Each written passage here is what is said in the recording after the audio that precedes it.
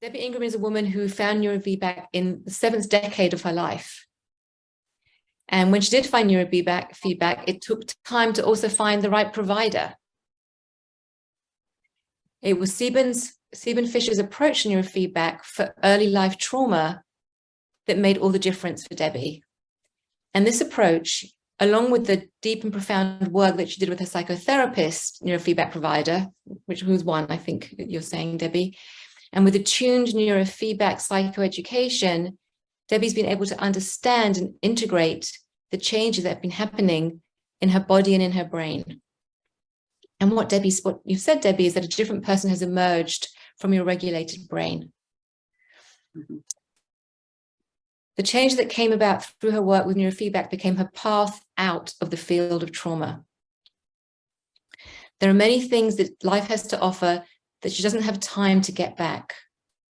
But there's always time to have a life and to contribute to the life of others and to our collective understanding. And in that spirit, Debbie asks this question. Imagine if neurofeedback was the starting place instead of the last hope, the last resort for people with developmental trauma. Debbie does so much for our community. And in particular, she has 2 wonderful resources that we also want to share. Debbie, you have a Facebook group, right, where, let me see what you call it, Neurofeedback and Developmental Trauma, My Lived Experiences as Guide Resource. And I think you said that that's a place where there's equal collaboration between therapists, providers, and users, where everybody comes together as equals to share experiences and their resources and how they think about neurofeedback with Seabone's approach. And then the other wonderful resource you have is a YouTube channel called Neurofeedback and Developmental Trauma Conversations at Neurofeedback Developmental 9885. We're also going to post those on our website. And so without further ado, I want to say hi to Debbie. Hi, thank you. We're going to have a bit of a conversation, and I'm going to ask Debbie to start and just tell us a little bit about yourself and maybe even start with your history. Okay, sure. From the ages of 3 to 17, I lived in 6 states, 10 houses, and 9 schools. And I went to 5 different high schools in 4 different states. And while I was doing all of this moving around, I had a very close relationship with my grandmother. My parents married when they were very young. We lived with them. My mother went to work, and my grandmother really raised me from the time I was a baby until I was 3 years old. And then we moved out of state, and the rest of my life, I did not live in the same state that she was in, but I always had a very close relationship with her until the day she died. And what I remember the most is when I was a little girl, and also when I was an adult, was sitting in a rocking chair with her. She had a double rocking chair, so we could both sit together. And I remember the feeling of my left arm touching her arm as we rocked in the chair. And I remember the sound of her foot when she put her heel on the floor to make the chair rock. And I remember the rhythm of the chair as it rocked. And throughout my life, even today, sometimes if I get uncomfortable or uneasy, I will go back and remember what it was like to sit in that chair and to feel her arm and to feel that rocking movement with her. And so I'm so grateful that I had her, even though, like I said, I was out of state, didn't see her a lot. I saw her just enough for it to make a very big difference in my life. I grew up in a family where my parents did not have protective instincts. They didn't have protective instincts when I was a child, an adolescent, and they didn't have protective instincts when I was an adult. I have 2 brothers, and when they were adults, they too did not have protective instincts. The therapist that I saw, I'm 69 years old, and the first time I saw a therapist, I was 13 years old.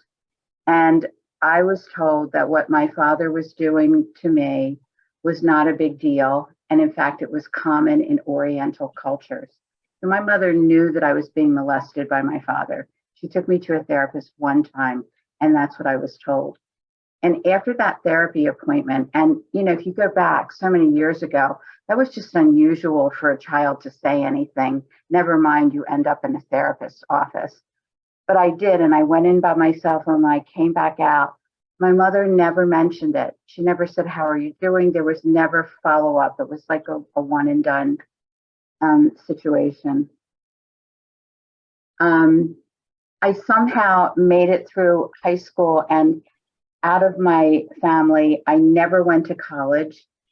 I married very young. And in my early 20s, I was one of the first women in the country to file a civil suit against their father for incest. And when people hear that, a lot of times they'll say, "Oh, that's so courageous." But to me, it didn't feel courageous. It felt sad that's who my father was. I didn't feel that courageous feeling. But I'm glad that I did it. It was very hard. It was traumatizing. But it was a good thing in that I feel like I sent a message to my father: this is over. I am drawing the line. This is over. And if you live in a family where incest is occurring, there are really strong energies and dynamics that if someone like me, if you get some independence, and if you start to grow and you start to talk about this, there are strong forces to keep you quiet. And to me, it's almost like being held in a hostage situation. Like, how do I get out of this? And I feel like most of my life, looking back, most of my life has been about rescuing myself, about getting out of a very destructive family situation and getting out of other poor relationships and things that I did that were not in my best interest. I remember therapists used to say, be proud of yourself because you survived your abuse. I never understood that, because to me that meant, okay, I'm still breathing, but my internal world and the world that I lived in, I wasn't living a meaningful life. So I didn't see that as a great thing. But I do take a lot of pride in that I got out. I didn't just come out of that family still breathing. I got out, and I protected my children from my family. I made sure that my children were not contaminated or hurt by the same dynamics that I grew up in. And I also now I see myself as creating a new legacy for my family, creating a different legacy, a better legacy for my family. And that feels really good. Debbie, can I ask you, Sure. you said at 13 years old, you saw your first therapist, the one time. And then did you seek other therapies before neurofeedback? Oh, yes. I have been, I think of myself as a living history of the evolution of trauma therapy, because I saw my first therapist when I was 13 years old. I have been in and out of therapy till today. So, that's like 56 years. And I've watched it evolve, and I've watched really smart, good people who care about traumatized people do their very best to keep learning and finding new modalities and new treatments. And for me, they were temporary distractions from my suffering, from what I was upset about. They gave me something different to do for a while, but none of the trauma treatments held. And it was neurofeedback that held for me. Neurofeedback is what made the difference for me. And the people that I meet who come to neurofeedback, it's the same. They say they have the same experiences. They've tried so many trauma treatments by good, caring, smart people, and they want it to work. I say, if neurofeedback is expensive and it can be hard to get it right. I just don't think we wouldn't see so many people coming to neurofeedback if there were other treatments that worked. So I hear this from other people. I hear this from clinicians also, who say they're trying the trauma treatments with their patients, and it does help a little for a while, but it doesn't stick. And how do you understand that, Debbie? How do you understand that these other treatments didn't really stick, but neurofeedback has helped you in some it sounds like some very different and deeper way? I'm wondering what your thoughts are around that. Looking back and looking at my experiences, they were about threats to my nervous system. That is the root of it. Something was happening to my nervous system over and over again. And the other trauma treatments, they were temporary breaks, temporary relief. What I needed was something that could change my nervous system in a deeper way and in a more permanent way. And that's what I found with neurofeedback. And can you tell us a bit about how you came to neurofeedback? Yes.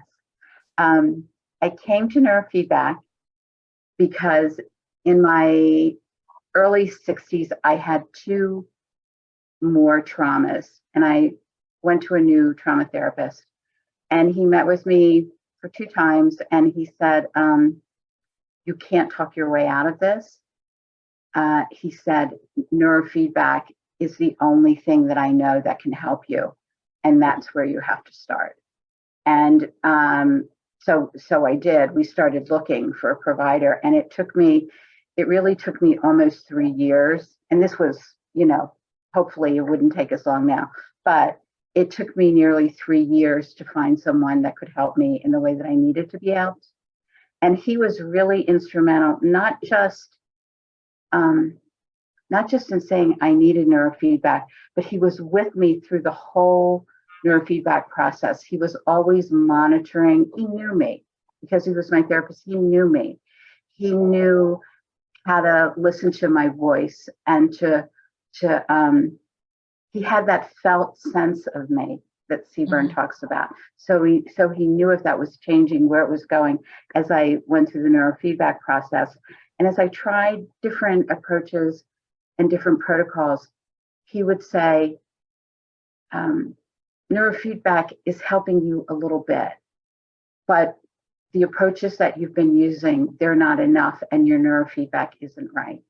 And so he would encourage me we kept looking for someone else who could help us until we could get it right. And could you talk us through, Debbie, a little bit about the different types of neurofeedback that you had tried and what you noticed? Yeah, sure.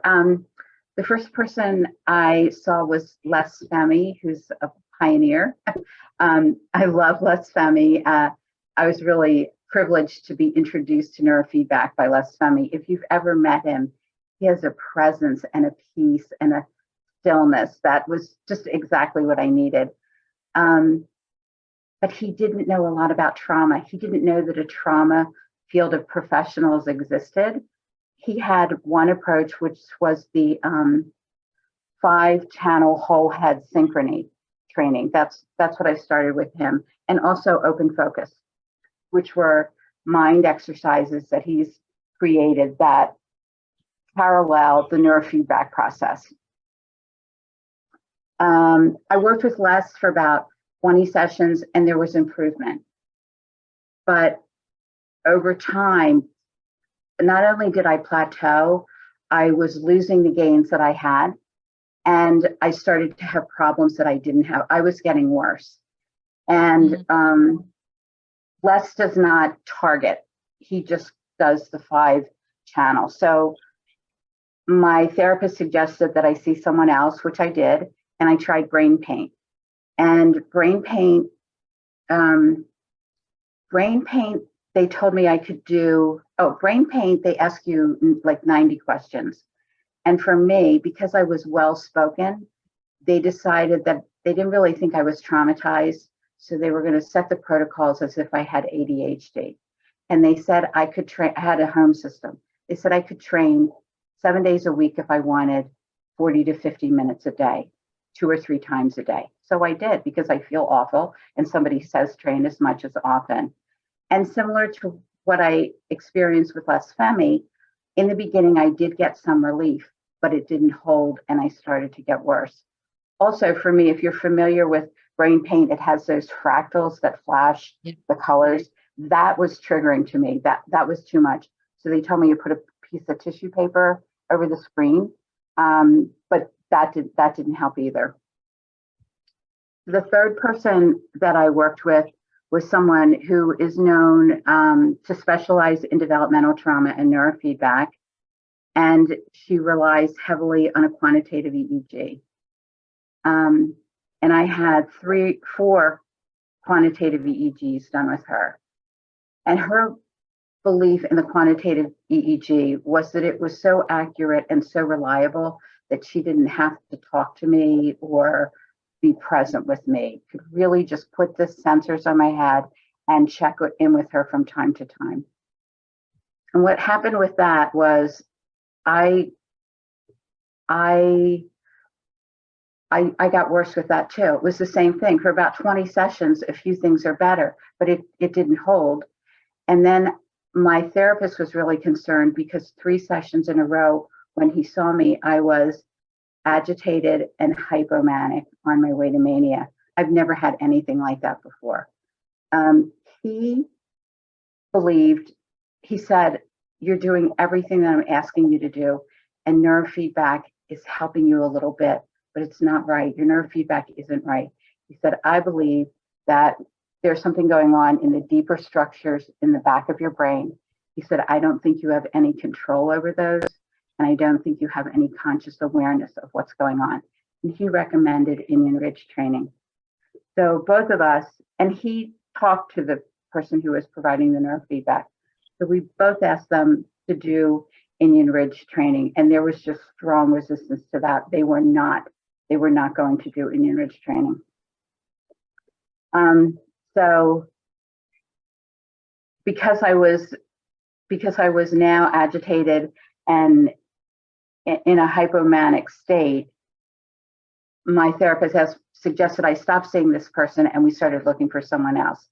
And I want to tell you something else about the being agitated and in a hypomanic state. And this is another reason I think it's so important. If the person who's doing the neurofeedback for somebody like me, ideally, it's a trauma therapist who's doing the neurofeedback too. But if not, and all of us can't get that, it's so important for the person to really understand trauma. And just because somebody says, I understand trauma, I specialize in developmental trauma, it doesn't mean that they do. That's my experience and other people's experience. And if you don't really know, if you don't have a felt sense of me and you don't know where I'm going or what's happening, she had no idea the state that I was in. I had no idea the state that I was in because I was arguing with my therapist. I said, no, I'm happy. I have energy. He said, no, you are way over happy and energy. So I have no sense of what's really going on. The person doing the neurofeedback has no sense of what's going on. I didn't believe my therapist, and I said to my daughter, he said I'm agitated and hypomanic, and I think I'm just happy and finally having a life. And she said, oh no, she said, you are agitated and hypomanic. And I said, how do you know? And she said, all you have to do is talk to you and you can figure that out. And she said, you've been that way for a while. So the provider wasn't able to pick that up. And so I guess what I'm trying to say in kind of a long-winded way is we don't always know how we're doing. Like you can say I'm doing really well, but unless you really know me, I might not be doing well. So I just really think it's so important that there's a really skilled trauma therapist in this mix. I think what you're also saying, Debbie, is like these experiences you've talked about so far, that you weren't really in what we call, the attuned neurofeedback relationship. You weren't in, and it sounds like with brain paint and with the third neurofeedback provider, that they really even weren't in a therapeutic relationship with you, so to speak, that there didn't seem to be that. Right? No, they didn't. And that was one thing my therapist would talk to them about and would talk to me about. He said, you need someone who knows how to create a therapeutic environment for you. Mm-hmm. And exactly what you said, that you have a relationship. with that person. But if you're relying heavily on the quantitative EEG, that doesn't happen because they just go by the quantitative EEG. Right, which also, speaks to what, Ellen and I talk about in terms of both having an assessment of the nervous system, right, of sitting with somebody, getting, a good history, but also really assessing the nervous system, and then also providing the psychoeducation with the neurofeedback. That sounds like up until this point in your journey that you've gotten to, that you really hadn't received that in the neurofeedback that you found. That's exactly right. And I think when we talk about neurofeedback and relationship, probably the other providers that I worked with thought they had a relationship with me. In a way they did. Casual conversation, how are you? How was the, those things that are very nice. Let me put the sensors. But that was not what I needed. What I needed was the attuned neurofeedback and the attuned psychoeducation. Fortunately for me, my therapist found someone who had trained under Seaburn, and I started working with him. And from the first phone call that I had with him, within the first few minutes, he made it very clear that neurofeedback was a relational endeavor with him, that it was about relationship and it was about attachment and attachment styles. And we talked for a little bit. I didn't even know what he was talking about. It felt really good. And I thought I was in a good place, but I didn't really know what he meant. So then we had a 30-minute phone conversation. And then he said he would like to have a 90-minute evaluation, psychological evaluation with me. Was I okay with that? Yes, great. And we did that. And that was very different. I'm quite sure he uses uses what you talk about in your assessment class, Claire. It was so different. It was about me. It was about attachment styles. And I felt like I was in very good hands in that moment because of the way he was talking to me. He knew how to ask questions in a way that made me feel comfortable. And I felt like he was asking questions that was giving him different kinds of information than my other providers had used. So I had a therapist, obviously, that's different from the provider. And he said, I need to ask you a few questions to make sure that you have a secure attachment with your therapist. He said, because I'm going to be making some changes in your brain, and it's important for you to have a secure attachment with your therapist. So we went through that, and that was good. And then he said, there may be times when I'll need to talk to your therapist. How do you feel about that? I said, that's great. And so I signed the papers so they can talk to each other if they want to. And that was just, I feel like that's just a really good thing for everyone to have in place. So the first thing that he did, and he didn't look at any of my quantitative EEGs before that I had done, and he didn't do his own. He did his own assessment, and he started with Indian Ridge, 1.5 minutes of Indian Ridge. And everything changed. My whole life changed with that 1.5 minutes of Indian Ridge. As soon as it was finished, I felt the rhythm in my heart change a little bit. It wasn't scary, but I actually felt the heart rhythm change.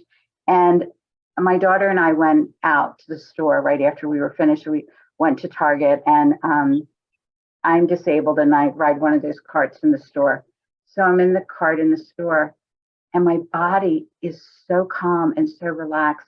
I can't sit up in the cart. I'm like on the cart because I just feel so comfortable.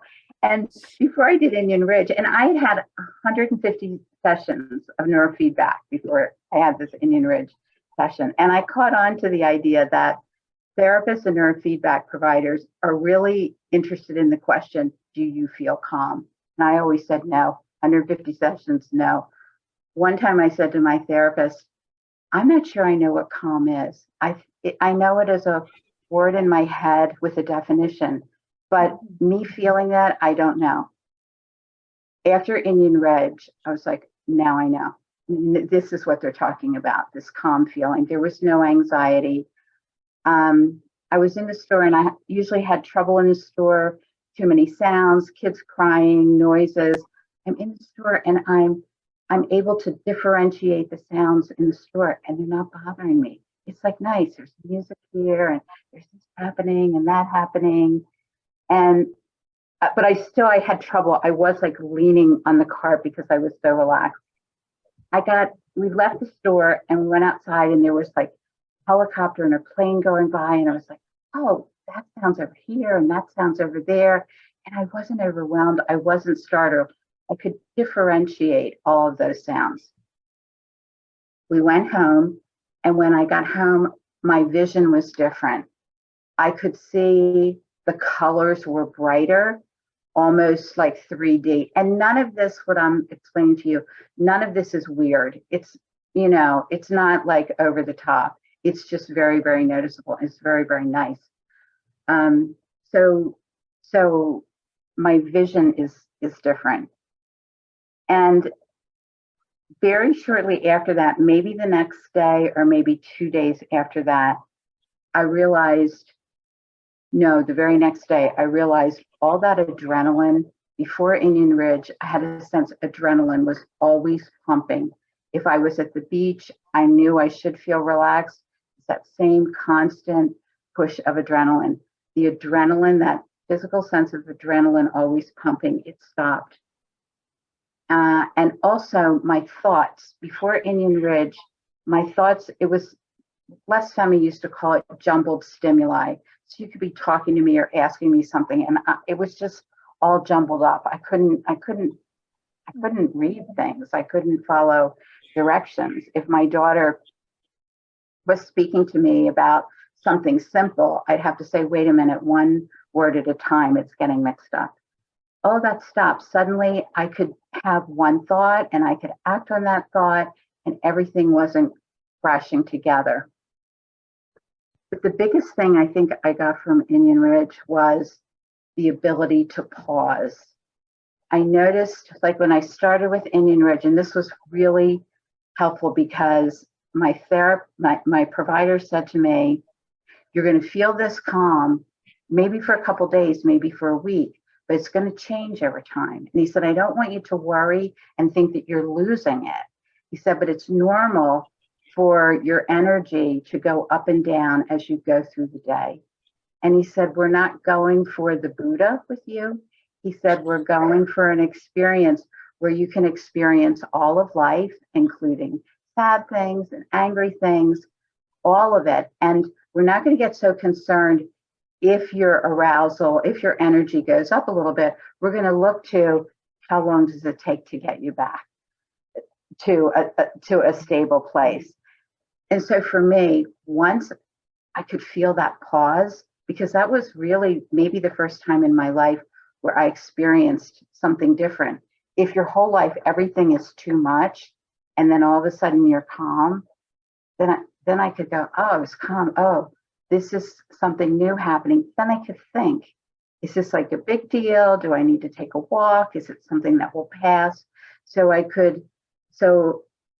we talked about this the other day, Ellen. I think it was stability and flexibility. That's exactly what I got from Indian Ridge.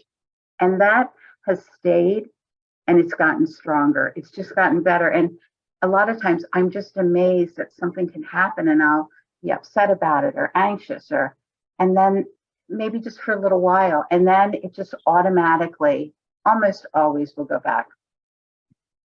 The other really big thing that I got from Indian Ridge training was, how do I explain this? Like you're going about your day and something happens, maybe something is coming up that you're nervous about. And for me, if there was anything that I might be nervous about, I would get stuck on it and loop for days and days and days. I couldn't enjoy my day because I would always be stuck in an anxiety and a worry loop. As things came up that might be a problem or a worry in the future, they didn't bother me. I was able to say, yeah, but that's happening tomorrow or next week. Not happening now. I can enjoy my day. I can go and do what I had planned, without getting in that worry loop. That was so huge. Both of those things, the pause and being able to hold in my mind, something might be worrisome down the road, but it's not today. I'm okay. Mm-hmm.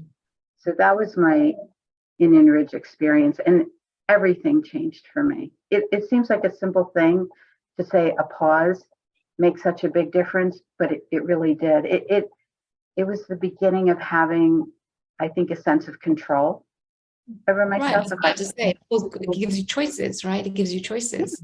Yeah, for sure. And not being, you talked earlier about how your system was full of fear and reactivity. Right. And so I'm not sure if you're saying that it was really with the Indian Ridge training that fear and reactivity could finally calm down. I'm not sure if you're saying that as well. I think I would, well, I can say that before Indian Ridge training, it didn't settle down. Right. And it most noticeably settled down. And again, going back to what my provider said, we're not going for the Buddha.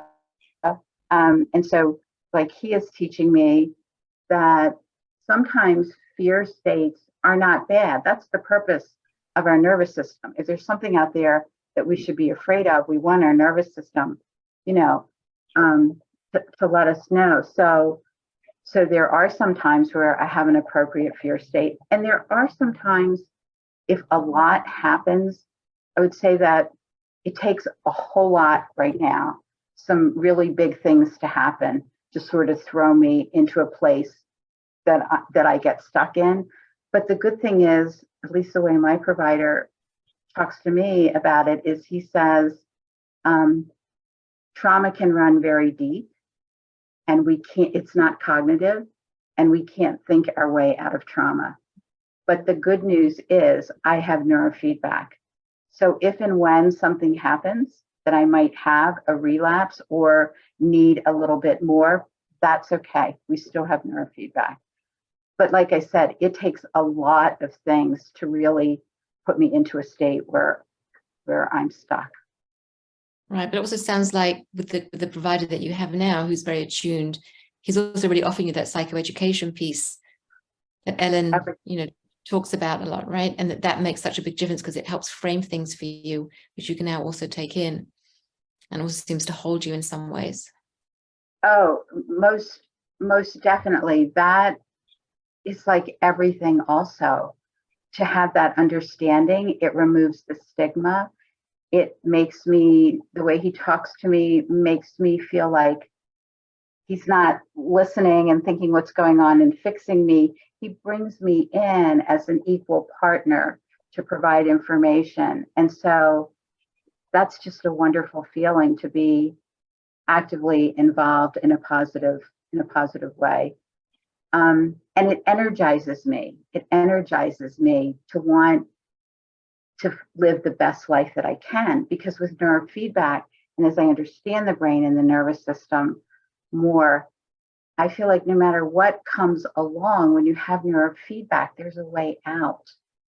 And I with the psychoeducation, I've realized that I'm not a failure at life. I never really had a fighting chance because of the way my nervous system developed. And he uses a lot of metaphor with me. And that is so helpful, because when he uses metaphor, I absorb what he says and it becomes my own. It becomes part of me. And I take it with me into my life after the session. And he uses metaphor with me. We talked about how when some people's nervous systems develop in an environment of abuse and neglect and chaos. And he said, when that happens, he said, if you can imagine a tree that, is a small tree that's trying to grow up like this. And he said, imagine that as the tree is trying to grow, something heavy falls on the tree. And now the branches in the tree has to figure out, in order to keep growing, has to figure out a way to do that and go around this heavy thing. And then it finds its way, and then something else heavy falls on it. And the tree has to keep trying to stay alive and find its way around these obstacles that are preventing it from growing in a healthy way. And explain to me that that is what happened to my nervous system. That's how it developed. And in that moment, when he explained that to me, that was the first time I felt myself drop into my body. I don't exactly know why that conversation did it, except I automatically heard myself say, I'm not bad. That, the way he explained that, the tree, how I interpreted it was, I'm not bad. This isn't my fault. And somehow it was okay to be in my body.